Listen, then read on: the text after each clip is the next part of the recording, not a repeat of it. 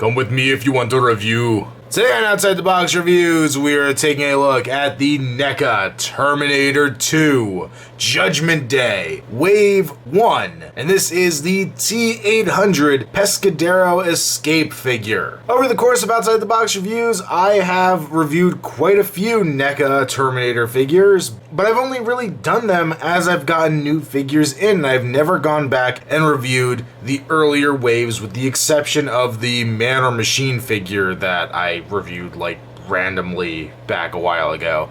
But most of the classic leather jacket style Arnold figures from T2 I never ever looked at on this channel. So we're going to change that and take a look at these figures. So first off, we have the iconic shotgun for the Terminator. Really greatly detailed. A beautiful wood grain on it. Nice gunmetal. Little stamped details into the gun itself. You have the lever that he uses to cock the weapon with. Just a lot of great detail. There's also a nice wash over the whole thing, making it look older and dirty, which was a complaint I had with some of the later waves of the Terminator line, where they'd have just these flat black plastic weapons, and obviously you couldn't do that with this, but it's nice to see some paint detail on it.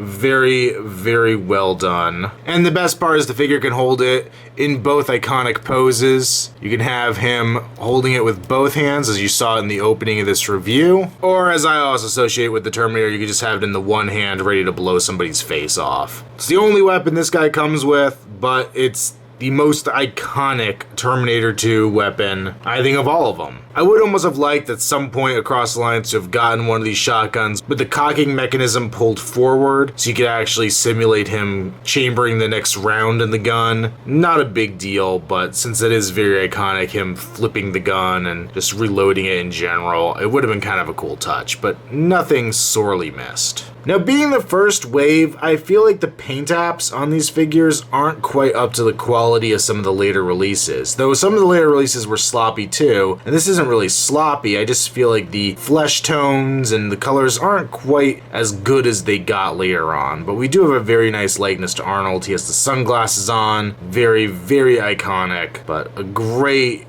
head sculpt on NECA's part. Really well done. We have his hair, which is 2 shades of brown painted in there to give it some depth. Really well sculpted and painted. Sunglasses going behind his ears look a little cheesy. They don't quite mesh. Obviously there's some paint slop, but it is very tiny. Overall, I think the head sculpt is great. Really nicely done. We can see some more detail here on the neck. Really like it. And then we have the black shirt that he had in the beginning of the film, with all the nice wrinkles, creases in it, the muscle detail underneath. Then he has his rubberized biker jacket over top, full of bullet holes. Very cool. Really like it. All torn up in the back. I always think that's so iconic. I remember the scene with John Connor holding up the jacket to the light and seeing all the bullet holes with the sun passing through them. And I love seeing a battered, nasty Terminator. It is one of the few things I don't think NECA ever did, was to give us the T2 T-800 with a clean, non-ripped up jacket. He has the hard sculpted sleeves, which look very good as well. They look very much a part of what the rest of the soft rubber jacket is. It doesn't look too different and like it's made out of 2 different materials. Some nice paint shading on it as well. Of course, I have the little zipper in the sleeve down here at the bottom. And then we have his hands with some nice vein detail on them. We have the one trigger finger. And the other hand's just like a gripping hand. Coming down, we have his brown belt. We have the buckle on there, which is nicely done. All the little loops through in his pants are actually painted and sculpted in there, which I really appreciate. And we just have his black leather pants. These are nice and clean, no real scuffing or tears to them at all yet. The zipper at the lower part of the pants, and we have the boots, looking very nice. Now for articulation, by modern standards, it's a little lacking, but when this thing came out, I had not had a NECA figure before it that was so well articulated, and to me, this was kind of what I consider the start of NECA's current era of figures. He has a ball joint at the base of the neck, so you can go all different directions, turn side to side, you can angle the head, whatever you need to do. Pin socket shoulders, go out to the side a decent amount, swivel all the way around. Little tight, but works. Could bend at about 90 degrees at the elbow, as well as swivel at the elbow. We have a ball joint at the wrist. We have a swivel at the waist. We have a small cut joint on each boot, but they don't move too easily. And then you can see up here they actually have some separate joints on the one leg. The one leg has basically 2 cut joints in it that you can swivel. To me, these are not really joints, these are actually swap out places. NECA, when they did this figure, obviously had plans for more, and they knew eventually this knee would have to come off and be the battle damage knee.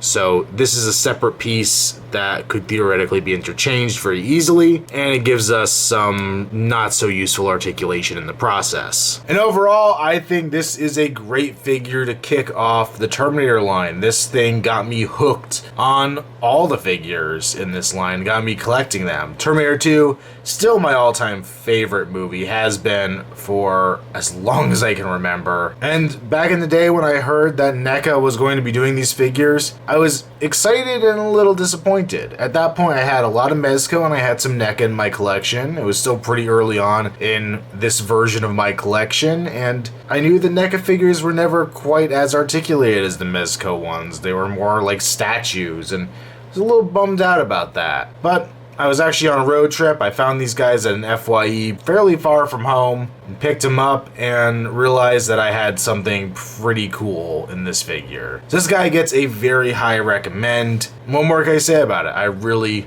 love this figure. Make sure you check me out on Instagram, username Outside the Box Reviews. Also check me out on Facebook, link below. And until next time, it's been another Outside the Box Reviews. I'll be back.